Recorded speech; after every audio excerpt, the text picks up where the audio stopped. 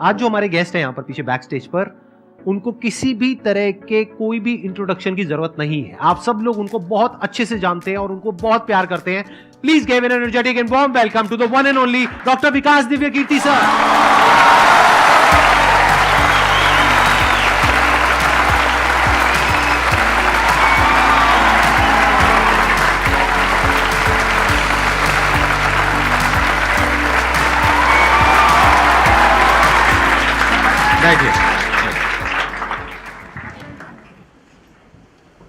मैं सबसे पहले आपको धन्यवाद देना चाहता हूँ धन्यवाद आपका आने के लिए। Thank you so much. क्योंकि जब से मैंने सीरीज शुरू करी है तब से हमारे कमेंट सेक्शन में कोई भी एक भी ऐसा वीडियो नहीं है जहां पर आपका नाम ना लिखा हो।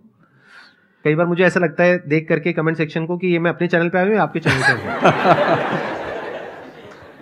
मैं सोशल मीडिया पे बहुत कम एक्टिव रहता हूँ तो मुझे आइडिया नहीं था इस बात का, पर मैं थैंकफुल हूँ कि आपने बुलाया, इस लायक समझा कि मैं यहाँ पर आऊँ।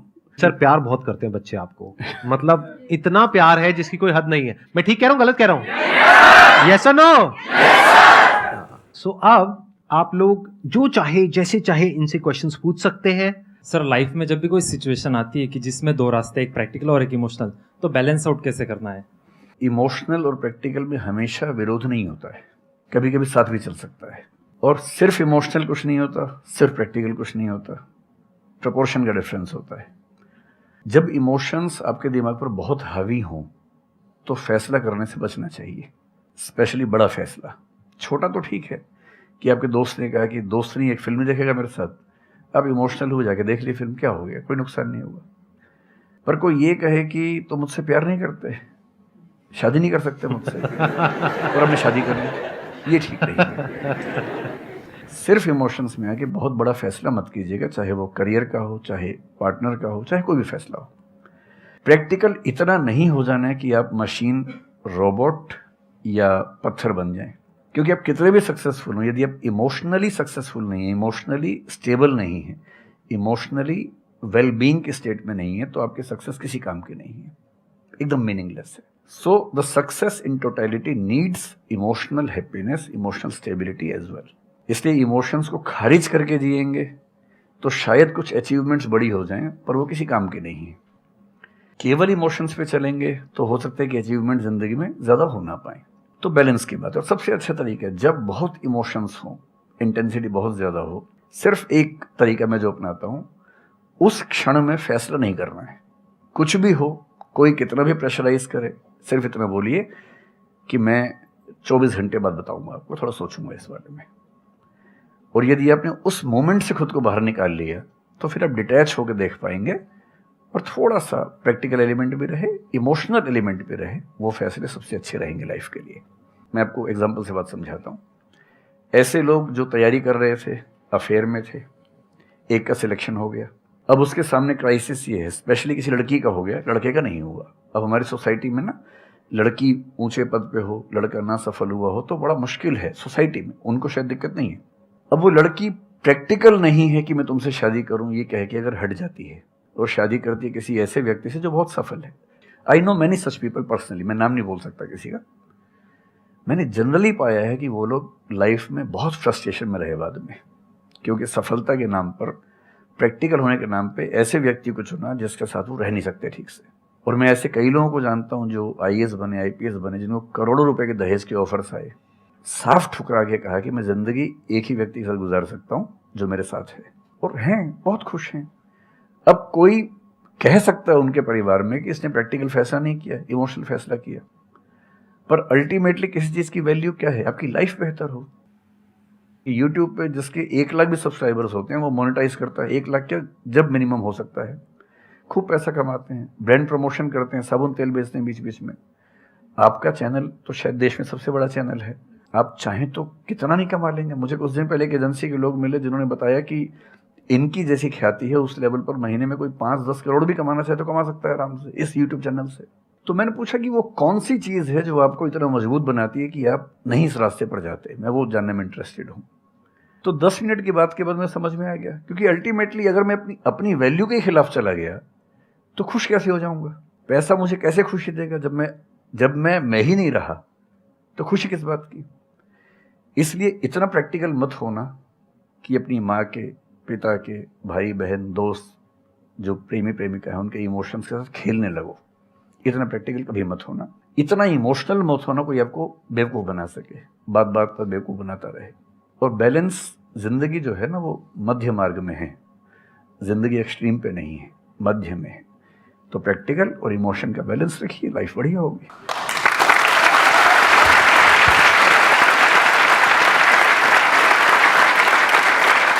आपने सर इतने अच्छे से एक्सप्लेन किया, मेरे पास में कुछ है ही नहीं बोलने के लिए।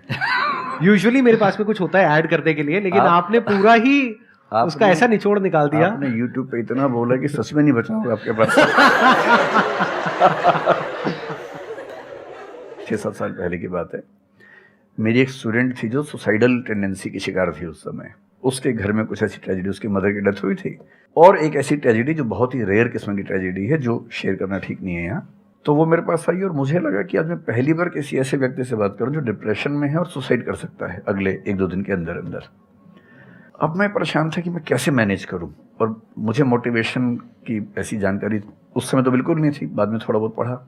तो मैंने उससे कहा कि अच्छा तुम घर जाओ, मैं कुछ देखता हूँ। फिर मैं घर गया, नेट पे सर्च करना शुरू किया। करते करते मुझे आपका एक वीडियो मिल गया, अनस्टॉपेबल, शायद कुछ आपने एक वो बनाया था उस समय। तो मैंने वो थोड़ा सा देखा, 10 मिनट का। मुझे लगा कि ये जो है ना, ये इंजेक्शन है किसी मतलब डिप्रेस्ड व्यक्ति को तुरंत मोटिवेट करने के लिए। तो मुझे ध्यान है कि मैंने उसको वीडियो का लिंक भेजा। मैंने कहा देखो, जिंदगी अपने रास्ते पे चलेगी, ठीक हो जाएगी। जब जब मूड ऐसा हो, बहुत डिप्रेसिंग हो, सुसाइडल मन करे, उस समय वीडियो देखना ध्यान से, और कम से कम उस बुरे फेज से बाहर निकल जाओगी। और फिर मैंने वो वीडियो अपने फैमिली में भी 2-3 बच्चों को भेजा, जो बच्चे उस क्राइसिस में होते थे। तो मैं बहुत थैंकफुल हूँ उन सब बच्चों की जान बचाने में, क्या बात कर बड़ी भूमिका है। Thank you so much sir, it means a lot to me. ये तो आपने बहुत बड़ी बात कह दी सर, मेरे लिए बहुत बड़ी बात है ये। नहीं, कई बच्चों की जान बचाई होगी आपने ज़रूर। जो वो एक मोमेंट होता है, उस मोमेंट में कोई बचा ले तो लोग बच जाते हैं, वो मोमेंट क्रॉस हो जाए तो फिर चीज़ें बिगड़ जाती हैं। हेलो सर, नमस्ते। नमस्ते सर, बोथ ऑफ यू, मैं हमेशा से आप दोनों की बहुत फ़ैन रही हूँ। मुझे बस ऐसा लग रहा है कि मैं सपना देख रही हूँ, मेरे लिए रियलिटी नहीं है। मुझे बस आपसे ये जानना, मैं हर मतलब एवरी डे 8 से 10 आवर में पढ़ाई करती हूँ, बट मुझे कभी कभी बहुत डीमोटिवेशन आ जाता है कि होगा नहीं होगा, क्या होगा पता नहीं। देखिए, डीमोटिवेशन अगर आपको दिन भर में 1 घंटे आता है, नहीं सर, ऑलमोस्ट टाइम पढ़ाई करने के बाद 2-3-4 दिन के बाद ही होता है, कंटिन्यूसली नहीं होता। अगर महीने में 4-5 बार आता है और 1-1 दिन के लिए आता है, तो इसका मतलब आप एकदम ठीक हैं। अगर कोई व्यक्ति आपको ये कहे कि मुझे डिमोटिवेशन कभी नहीं होता, तो उसको इलाज की ज़रूरत है। आपको ज़रूरत नहीं है, क्योंकि जब आप अपने से बेहतर व्यक्ति को देखेंगे, आपको थोड़ा सा इन्फीरियरिटी कॉम्प्लेक्स आएगा, डिमोटिवेशन आएगा। जब आप अपने से कमज़ोर को देखेंगे, आपको सुपीरियरिटी कॉम्प्लेक्स आएगा, थोड़ा सा मोटिवेशन ज़्यादा हो जाएगा। जिस दिन टारगेट पूरा हो जाएगा, मोटिवेशन आ जाएगा। जिस दिन टारगेट पूरा नहीं होगा, डिमोटिवेशन आएगा। जिस दिन टेस्ट में आपके मार्क्स अच्छे आएंगे, आप मोटिवेशन के साथ लौटेंगे। जिस दिन खराब आएंगे, डिमोटिवेशन होगा। लेकिन ध्यान रखिए, जिस दिन आप मोटिवेटेड हैं, उस दिन आप वजह बन गए कईयों के डिमोटिवेशन की। लगातार मोटिवेटेड होना एक मेंटल इलनेस की निशानी है, और लगातार डीमोटिवेटेड होना डिप्रेशन की निशानी। इन दोनों से बचना है। तो डीमोटिवेशन की बहुत हाइप है, इतनी हाइप की ज़रूरत नहीं है। थोड़ा बहुत हो, एंजॉय कीजिए उसको। और जब जब लगे कि ज़िंदगी बहुत ख़राब चल रही है, तो मैं जो करता हूँ, अजीब सा लगेगा आपको, मैं कभी कभी शमशान घाट चला जाता हूँ। सर, मैंने ये सुनी है, आपने वीडियोस में भी कहा है। सच में चला जाता हूँ, या ट्रॉमा सेंटर चला जाता हूँ देखने के लिए। ट्रॉमा सेंटर में जाके 1 घंटा बैठ के आ जाइए, मोटिवेशन आ जाएगा। और शमशान घाट में जाके देख लीजिए कि हम जैसे हमसे कम उम्र के लोग वहाँ जल रहे होते हैं, तो लगता है हम जिंदा तो हैं। अगर मैं थोड़ा सा कॉग्निटिव लेवल पर बात करूँ, एक बहुत बड़ा साइकोलॉजिस्ट हुआ, उसका नाम है ब्रेंटानो, कभी सर्च कीजिएगा उसको। ब्रेंटानो ने ह्यूमन कॉन्शियसनेस को स्टडी किया, और उसने ये बताया कि ह्यूमन कॉन्शियसनेस की बेसिक नेचर है कि जो हमारे पास है वो हमें नज़र नहीं आता, जो नहीं है वो नज़र आता है। तो the consciousness of lacking something is the nature of human consciousness. इसलिए इसी बात को एक शेर में, बहुत प्रसिद्ध शेर में कहा गया है, दुनिया जिसे कहते हैं जादू का खिलौना है, मिल गया सो मिट्टी है, नहीं मिला वो सोना है।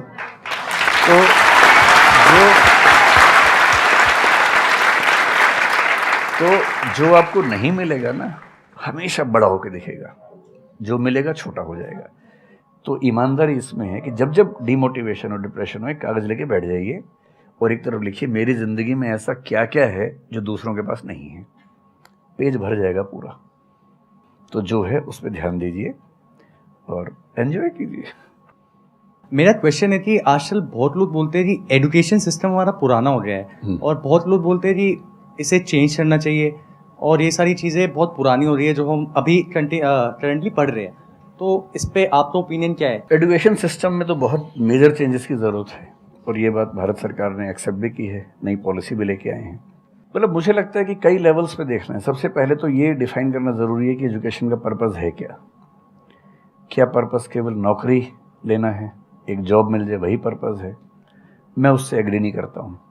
मेरी राय में एजुकेशन का बेसिक पर्पज़ है कि एक होमो सेपियंस, एक इंसान बन जाए, सोचना आ जाए, उसको समझना आ जाए। कोई राजनेता या धर्मगुरु उसको गधा ना बना सके, बेवकूफ़ ना बना सके। उसे इतनी समझ हो कि वो चीज़ों को फैक्चुअली, ऑब्जेक्टिवली समझ सके, तर्क कर सके, बहस कर सके और अगर तर्क और बहस में सामने के तर्क ठीक हैं तो उनको एक्सेप्ट भी कर सके, इतना विनम्र भी रहे। बेसिकली पर्सनैलिटी ग्रूमिंग का प्रोसेस एजुकेशन है, वो केवल नौकरी का मामला नहीं है। पहली गलती तब होती है जब हम उसको केवल नौकरी का मामला मान लेते हैं। मतलब नौकरी ज़रूरी है, ऐसा नहीं कि ज़रूरी नहीं है, लेकिन वो सिर्फ वो उसका पर्पज़ नहीं होना चाहिए। सेकेंडली, कई ऐसी चीज़ें जैसे अगर बहुत विस्तार में तो मेरी जा सकते हैं, जैसे एक बहुत छोटी बात है सेक्स एजुकेशन हमारी सोसाइटी में। ये इतनी ज़रूरी चीज़ है। स्कूल में जो एडोलेसेंस की एज के लोग हैं, 12, 13, 14 की एज के लोग हैं, उनको वो सब चीज़ें बताएं ताकि गलत सोर्सेज से इन्फॉर्मेशन ना मिले, कोई गलती ना कर बैठें। हेल्थ एजुकेशन के रूप में हो, उनको सारी चीज़ें पता हो, ठीक हाथों से पता हो, ठीक तरीके से पता हो। फिर मेरा ख्याल है कि जैसे IITs में अब तो होने लगा है, पहले क्या था कि हम टेक्नोलॉजी सेंट्रिक एजुकेशन पर ज़्यादा फोकस करते थे कि आपने मशीन को समझ लिया, तकनीक को समझ लिया, हो गया, इंसान को नहीं समझा। टेक्नोलॉजी पढ़ने वाले लोग समाज और इंसान से एकदम कटे हुए थे। अब तो ह्यूमैनिटीज़ के कुछ सब्जेक्ट्स पढ़ाने की परंपरा शुरू हो गई है। एक होलिस्टिक एजुकेशन हो। ह्यूमैनिटीज़ वाला बच्चा केवल हिस्ट्री, पॉलिटिकल साइंस, सोशियोलॉजी पढ़ता है, उसको कोडिंग का सी भी नहीं आता, टेक्नोलॉजी बिल्कुल नहीं आती उसको MS एक्सेल भी नहीं पता क्या होता है। टेक्नोलॉजी वाला सिर्फ टेक्नोलॉजी पढ़ता है, वो ह्यूमन ब्रेन को नहीं पढ़ना चाह रहा, सोसाइटी को नहीं पढ़ना चाह रहा। क्यों नहीं एक ऐसी शिक्षा हो जिसमें एक इंटीग्रेटेड अप्रोच हो, होलिस्टिक अप्रोच हो, कि हम खुद तय कर सके कि किस किस एरिया में हमें ज़्यादा जाना है और एक बेसिक अंडरस्टैंडिंग हर चीज़ की हो। तो बेसिक 3 फार्मूले माने जाते हैं। एक यूनिवर्सलाइजेशन ऑफ प्राइमरी एजुकेशन है कि 10वीं क्लास तक की शिक्षा हर बच्चे को मिले, ठीक से मिले। वोकेशनलाइजेशन ऑफ सेकेंडरी एजुकेशन, यानी 11वीं 12वीं की पढ़ाई का पर्पज़ है कि बच्चा ये समझ पाए कि उसको ज़िंदगी में आगे कहाँ जाना है। और फिर जो हायर एजुकेशन है वो सबको करने की ज़रूरत नहीं होनी चाहिए, वो शौक पूरा करने के लिए नहीं है, वो शादी का वेटिंग रूम नहीं है, वो उसके लिए है जिसको सच में आगे पढ़ना है। वो उतना पढ़े, सब्जेक्ट चूज़ करे और फिर उसमें गहराई से रिसर्च करे ताकि डेवलपमेंट के रास्ते पर अब बढ़ें। हम एजुकेशन के मामले में बहुत बुरी स्थिति में हैं। मैं तो जिस उम्र में हूँ, मेरा अब तो पर्पज़ भी ये बन गया है कि अब मैं उसी पे कुछ काम करूं। एक यूनिवर्सिटी शुरू करने की योजना मेरे मन में है, इनसे मैंने शेयर भी किया था। और मैं जिस तरह का विश्वविद्यालय सोचता हूं वो नौकरी देने के पीछे पागल नहीं होगा, वो होमो सेपियंस को कायदे का इंसान बनाने की कोशिश करेगा।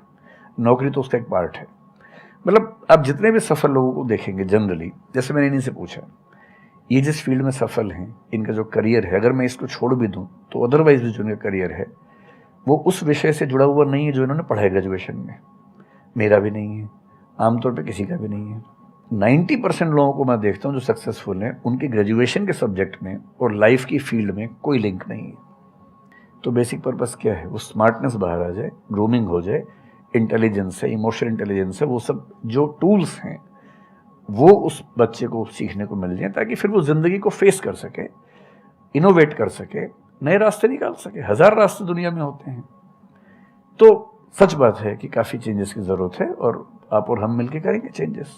एजुकेशन वाइज अगर देखा जाए तो मैंने बहुत ज़्यादा कुछ नहीं किया है अपनी लाइफ में, बट मेरे स्टैंड पॉइंट से अगर आप देखोगे कि एजुकेशन क्या है, तो एजुकेशन का सबसे बड़ा गोल ये है कि एक इंसान का दिमाग खुले, बजाय कि उसका दिमाग इतना नैरो डाउन हो जाए कि उसको लगे कि बस यही अगर हो गया तो सक्सेस है, ये नहीं हुआ तो फेलियर है। आप अनगिनत तरीकों से अपने गोल को, अपने पर्पस को, या जो भी आप करना चाहते हो उसको अचीव कर सकते हो। एजुकेशन का सबसे बड़ा गोल ये होना चाहिए, और वही मेरी कोशिश है अपने इन सेशंस के थ्रू करने की, कि एक इंसान का दिमाग खुल जाए, उसके दिमाग में एक पॉसिबिलिटी माइंडसेट आ जाए, ना कि एक लिमिटेड माइंडसेट हो कि बस ये हो गया तो बहुत है। अब प्रॉब्लम क्या है, ये जो लिमिटेड माइंडसेट है ये बहुत लोगों का है, करोड़ों लोगों का है, तो वहां पे कंपटीशन भी बहुत है। पॉसिबिलिटी माइंडसेट जबकि देखा जाए तो ज्यादा इंटरेस्टिंग है, लेकिन बहुत कम लोगों का है और वहां पे कंपटीशन कम है। और पॉसिबिलिटी माइंडसेट क्या होता है कि कोई भी काम अगर मैं कर रहा हूं, अगर वो नहीं हुआ तो इसका मतलब ये नहीं है कि मैं फेल हो गया, इसका मतलब ये है कि मैं क्रैक नहीं कर पाया। There has to be a way. ये एजुकेशन काम अगर कर दे तो रियल एजुकेशन हो गई हमारी। मतलब एक इंसान को, हाँ सॉरी, थॉमस एडिसन बल्ब के आविष्कार में लगा हुआ था, हाँ जी, 1000 बार फेल हुआ। तो किसी ने उससे पूछा कि यार तुम बार बार करते होता तो है नहीं तुमसे, क्यों कर रहे हो? तो उसने पता है क्या कहा, हर फेलियर के बाद मैं ये जानता हूं कि बल्ब इस तरीके से भी नहीं बन सकता, और अब मैं 1000 तरीके जानता हूं कि इन तरीकों से नहीं बनेगा, और उसके बाद वो तरीका ईजाद हुआ जिससे बना।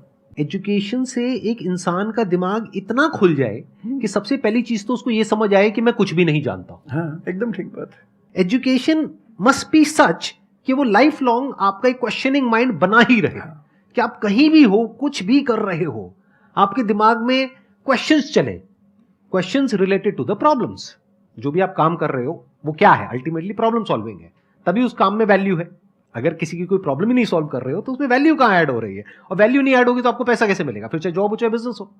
सो द आइडिया इज कि आपका दिमाग ये चलना चाहिए, अच्छा ये प्रॉब्लम है ना, पहले तो मुझे नहीं पता है कि इसको सॉल्व कैसे करना है, क्योंकि अगर आपको पहले से ही पता है तो आपको वही पता है जिस तरह से वो प्रॉब्लम सॉल्व होती आई है।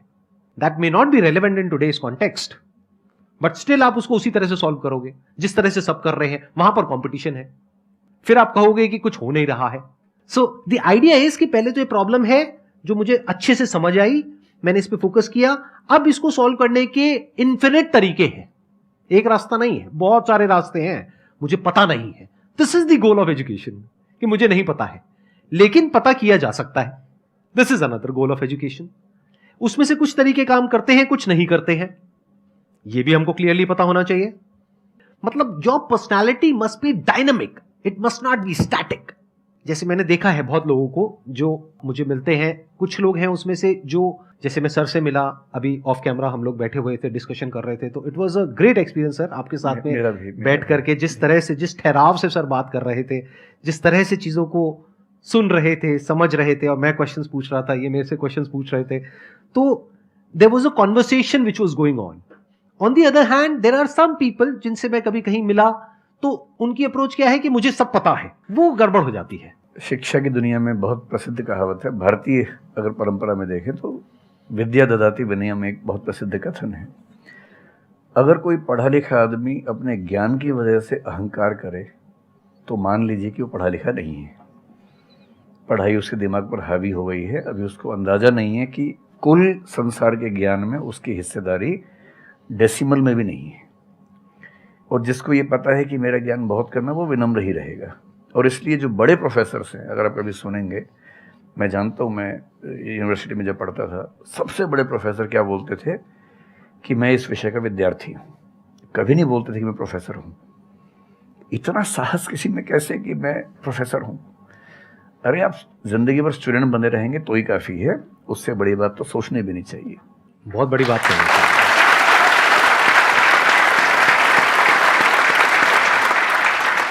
मतलब कि एजुकेशन का गोल आपको प्रोफेसर बनाना नहीं है, आपको स्टूडेंट बनाना है। हाँ।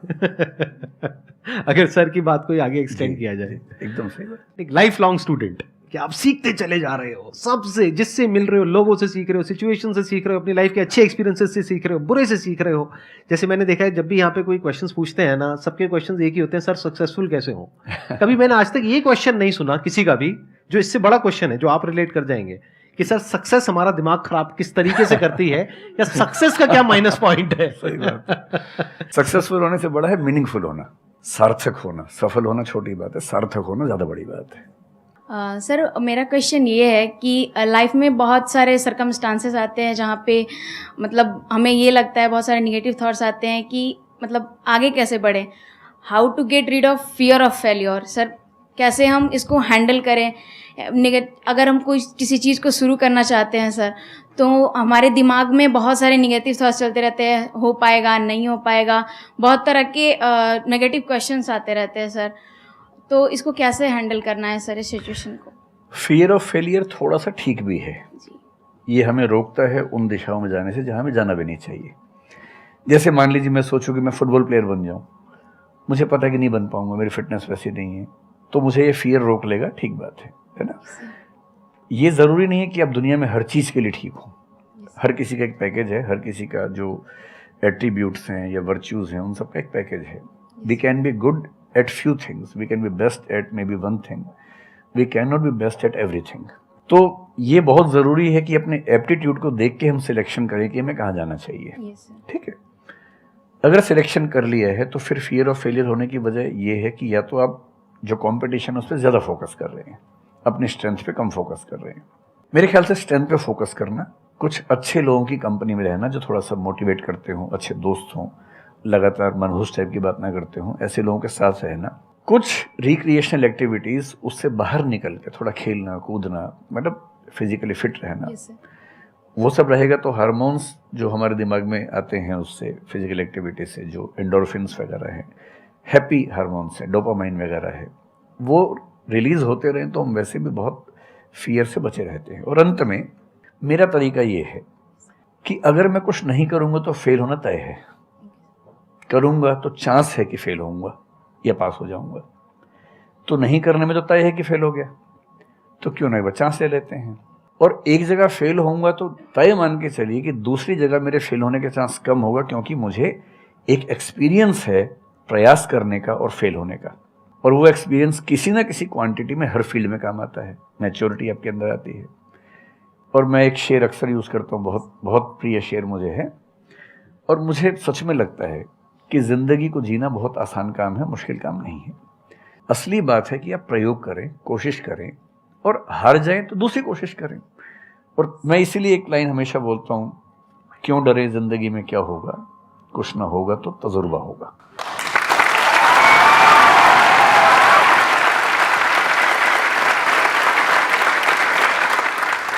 मुझे भी सर के जैसे मोटिवेशनल स्पीकर बनना है सर, पर मैं ये सोचती हूँ कि अगर मैं वीडियो बनाऊँगी, कंटेंट बनाऊँगी, तो संदीप सर को छोड़ के या फिर बहुत बड़े बड़े मोटिवेशनल स्पीकर्स हैं उनको छोड़ के मुझे देखेगा कौन? मतलब ये मेरे अंदर थॉट्स आते हैं कि अभी मेरा मतलब मैं 19 ईयर की हूँ, तो मैं जब वीडियो कंटेंट बनाऊँगी तो मैं कुछ, मुझे ऐसा मतलब मेरे अंदर ये थॉट है कि मैं कोई बड़ा आदमी नहीं हूँ या फिर कुछ बड़ा नहीं हूँ, तो मैं ये वीडियो कैसे डाल सकती हूँ? लोग क्या सोचेंगे कि मतलब तू ये तो खुद कुछ नहीं है और लोगों को मोटिवेट कर रहा है, ऐसा मेरे अंदर थॉट आता है। पहले या तो कुछ कर लीजिए ज़िंदगी में, उसके बाद मोटिवेट कर लीजिए। और नहीं तो मोटिवेशन एक पूरी साइंस है, साइकोलॉजी से जुड़ी साइंस है, उसको ठीक से पढ़ के रिसर्च करके उससे बात कीजिए। शुरू में तो जब इन्होंने भी शुरू किया होगा, कहाँ शुरू में लोग जानते होंगे, बड़ी लंबी स्ट्रगल होती है।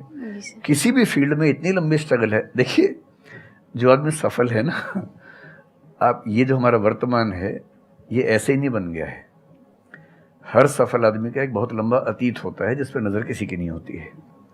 और बशीर बद्र ने एक बड़ी गहरी बात कही थी, ये फूल मुझे कोई विरासत में मिले हैं, तुमने मेरा कांटों भरा बिस्तर नहीं देखा।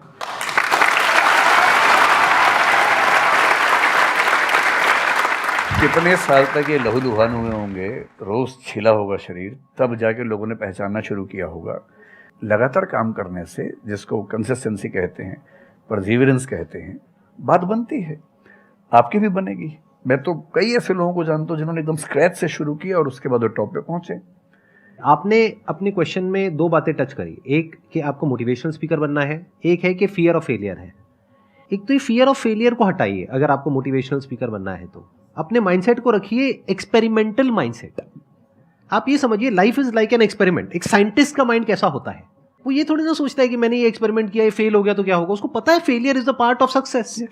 जब तक 20-30 बार, 50 बार, 100 बार कोई एक्सपेरिमेंट फेल नहीं हुआ, इसका मतलब वो कुछ नया ट्राई नहीं कर रहा, इसका मतलब वो तो रिपीट कर रहा है।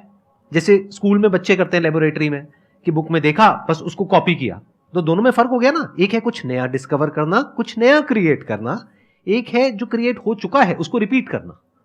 तो you are talking about becoming a motivational speaker. तो अगर आप मेरे जैसे बनेंगे तो कोई क्यों देखेगा आपको? आपको तो अपने जैसा बनना पड़ेगा ना।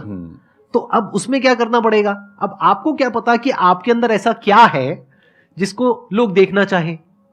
उसके लिए तो एक्सपेरिमेंट करना पड़ेगा, ट्राई करना पड़ेगा। एक तरह से आप वीडियो बना के डालोगे, कोई नहीं देखेगा। दूसरी तरह से बना के डालोगे, कोई नहीं देखेगा। फिर तीसरी तरह से, फिर चौथी तरह से। हो सकता है 6 महीने बाद, 1 साल बाद, 2 साल बाद जा करके कहीं थोड़ा सा कुछ ऐसा क्लिक हो जाए जो हो सकता है आपको लग रहा था कि शायद ये नहीं होगा और वो क्लिक हो जाए। बट ये सब होता उसी के साथ में जो कुछ कर रहा होता है, जो कुछ ट्राई करता है। जैसे ट्राई करोगे तो हो सकता है हो जाए, नहीं करोगे तो पक्का है नहीं होगा, जैसा अभी सर ने थोड़ी देर पहले कहा था।